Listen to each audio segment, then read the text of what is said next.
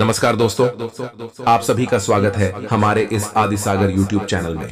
DM साहिबा अपना भेष बदलकर सादे कपड़ों में गर्ल्स कॉलेज पहुंची। प्रोफेसर उन्हें पहचान नहीं पाया और डीएम साहिबा को अकेले देखते ही कर दिया बड़ा कांड। सच्चाई सुनकर आपके भी होश उड़ जाएंगे दोस्तों।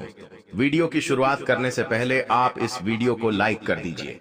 दोस्तों, इस घटना की शुरुआत होती है राजस्थान के जलावर जिले से, जहां दिनेश जी पाटीदार नाम का एक व्यक्ति रहता है। दिनेश जी के परिवार में उनकी एक पत्नी है और उनकी दो बेटियां हैं, जिनका नाम नेहा और प्रिया होता है। दिनेश जी का एक ही सपना होता है कि वह अपनी बच्चियों की पढ़ाई में कभी भी कोई बाधा न आने दे। वे अपने बच्चों को पढ़ा लिखाकर बहुत अच्छे इंसान बनना चाहते थे और इसीलिए वे बहुत मेहनत करते थे। दिनेश जी एक किराने की दुकान होती है। दिनेश जी की आर्थिक स्थिति ठीक ठाक रहती है। वह अपने परिवार का बहुत अच्छे से ध्यान रखते हैं और अपनी दोनों ही बेटियों को एक अच्छे कॉलेज में पढ़ाते हैं, नेहा और प्रिया का भी। बचपन से ही पढ़ाई लिखाई में बहुत अच्छा ध्यान होता है। प्रिया की उम्र 25 वर्ष थी। प्रिया अपने कॉलेज की पढ़ाई समाप्त कर चुकी थी। प्रिया का एक पुलिस अफसर बनने का सपना है और इसीलिए प्रिया अपने आगे की पढ़ाई के लिए यूपीएससी की परीक्षा की तैयारी प्रारंभ कर देती है। नेहा की उम्र अभी 21 वर्ष थी। नेहा बड़ी होकर डॉक्टर बनना चाहती है और नेहा की अभी कॉलेज की पढ़ाई चल रही होती है। दोनों ही बहनें अपने जीवन में बहुत मेहनत कर रही होती है, क्योंकि वह बड़ी होकर अपने पिता का सपना साकार करना चाहती थी और अपने पिता का कर गर्व से ऊंचा करना चाहती थी। एक दिन नेहा अपने कॉलेज की पढ़ाई समाप्त होने के बाद अपने कॉलेज की लाइब्रेरी में रुककर कुछ किताबें ढूंढ रही थी। उसे समय कॉलेज से लगभग सभी लड़कियां और सभी प्रोफेसर जा चुके थे, लेकिन नेहा को कुछ किताबों की जरूरत होती है, इसीलिए वह देर तक रुककर लाइब्रेरी में वह किताबें ढूंढ रही होती है। तभी नेहा के कॉलेज का एक प्रोफेसर, जिसका नाम संदीप होता है, वह आ जाता है और आकर नेहा से पूछता है, तुम यहाँ लाइब्रेरी में अकेले क्या कर रही हो? नेहा संदीप को प्रणाम करती है और कहती है, सर, मैं यहाँ पर कुछ किताबें लेने आई थी। मैं उन्हीं की तलाश कर रही हूँ। मैं किताबें लेकर यहाँ से चली जाऊंगी। तब संदीप नेहा को कहता है, मैं किताबें ढूंढने में तुम्हारी मदद कर देता हूँ। फिर संदीप नेहा के पास खड़े होकर किताबें ढूंढने लगता है और गलत गलत तरीके से नेहा को देखने लगता है और जानबूझकर उसे धीरे धीरे छूने लगता है। यह सारी चीजें नेहा को बहुत अजीब लगती है और फिर नेहा लाइब्रेरी से बाहर आने लगती है। तभी संदीप नेहा का हाथ कसकर पकड़ लेता है और नेहा से कहता है, कहाँ जा रही हो? मैं किताबें ढूंढने में भी तुम्हारी सहायता करूंगा और यदि तुम मेरी सारी बातें मानेगी और मेरा साथ दोगी तो मैं परीक्षा भी तुम्हारी सहायता करूंगा। मैं तुम्हें पूरे कॉलेज में पहला नंबर दिलवाऊंगा। नेहा संदीप से विनती करने लगती है कि सर, मुझे जाने दीजिए, मेरे घर वाले मेरी प्रतीक्षा कर रहे हैं। लेकिन संदीप नेहा का हाथ कसकर पकड़ लेता है और उसे लाइब्रेरी से बाहर नहीं जाने देता और संदीप नेहा से कहने लगता है, मैं परीक्षा के तुम्हें सारे पेपर दे दूंगा, तुम बस मेरी बात मान लो। और फिर संदीप नेहा के साथ गलत तरीके से बर्ताव करने लगता है। नेहा जोर जोर से चिल्लाते हैं, लेकिन लाइब्रेरी के आसपास कोई नहीं होता है और फिर मौका देखते ही बड़ी मुश्किल से नेहा संदीप को धक्का देकर अपना हाथ छूटाकर वहां से भागने लगती है। तब संदीप नेहा को धमकी देता है कि यदि तुमने इसके बारे में किसी को भी बताया तो मैं परीक्षा में तुम्हें फेल कर दूंगा और तुम्हारा करियर पूरी तरीके से समाप्त कर दूंगा।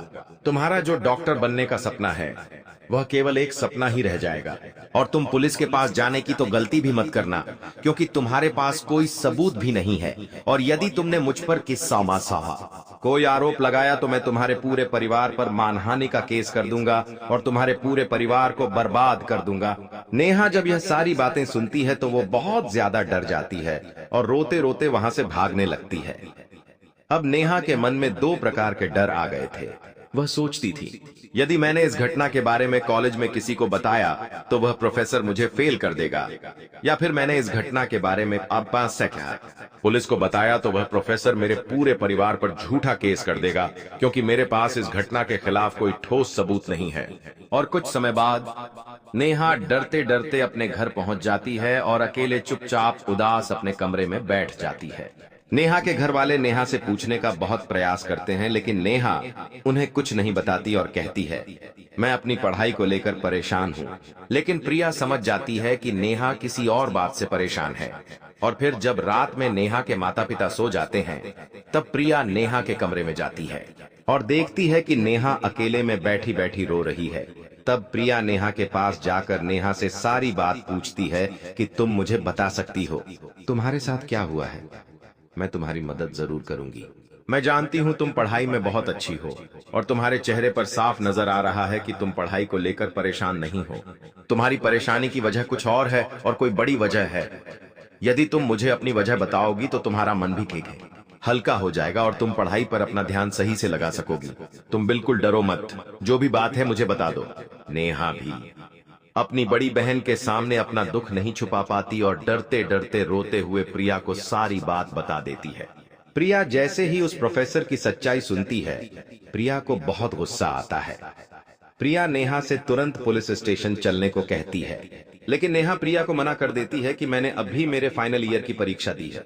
यदि मैंने उस प्रोफेसर के खिलाफ कोई आवाज उठाई तो वो मुझे परीक्षा में फेल कर देगा और हमारे पास कोई बड़ा सबूत भी नहीं है जिससे कि हम उसके खिलाफ कोई शिकायत कर सकें। और फिर नेहा प्रिया से कहती है कि घर पर यह बात और किसी को मत बताना, वरना सब परेशान होंगे, सबको दुख होगा और हम चाहकर भी उस प्रोफेसर के खिलाफ कोई आवाज नहीं उठा पाएंगे, क्योंकि वह प्रोफेसर पैसों से भी बहुत ज्यादा ताकतवर है।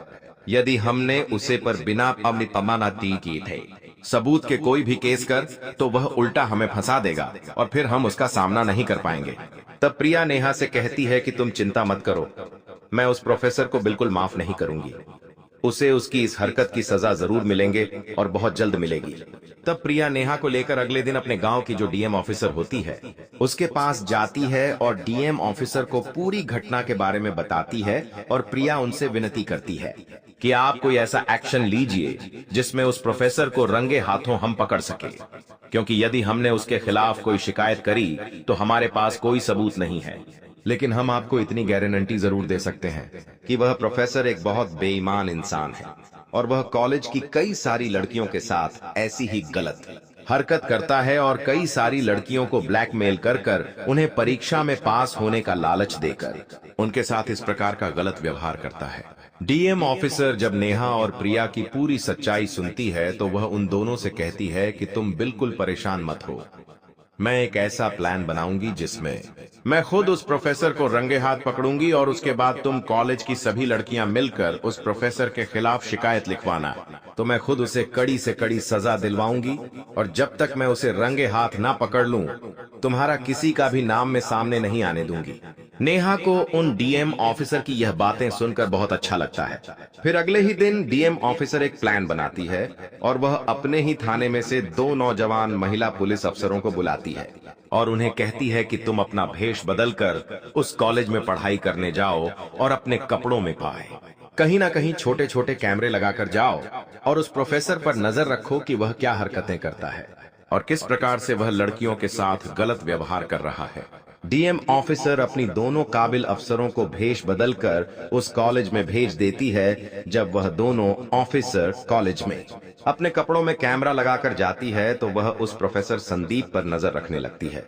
तब वह ऑफिसर देखती है कि संदीप लड़कियों को बहुत ही गलत नजरों से देख रहा होता है और कई बार वो कुछ लड़कियों को अपने कैबिन कुछ देर के लिए बुलाता है। लड़कियां जब कैबिन से बाहर निकलती हैं तो बहुत ज्यादा डरी हुई होती है। मैं लेकिन कोई भी लड़की उस प्रोफेसर के खिलाफ आवाज नहीं उठा रही थी। वह दोनों पुलिस ऑफिसर कॉलेज की कई सारी लड़कियों से बातचीत करती है। सभी लड़कियां प्रोफेसर संदीप का सच उन दोनों पुलिस ऑफिसर को बता देती हैं, लेकिन कोई भी उसकी शिकायत नहीं लिखवाना चाहता था क्योंकि वह प्रोफेसर सभी लड़कियों को धमकी दे देता था। इसीलिए सभी लड़कियां उससे बहुत ज्यादा डरने लगी थीं।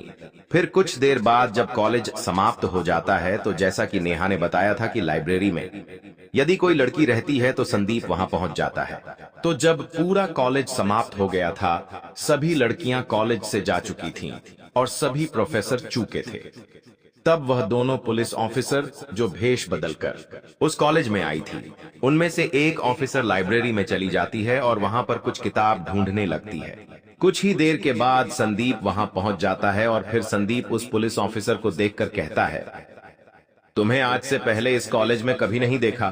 फिर वह पुलिस ऑफिसर कहती है, जी सर, हमने यहाँ पर नया एडमिशन लिया है और हमें कॉलेज ज्वाइन करें।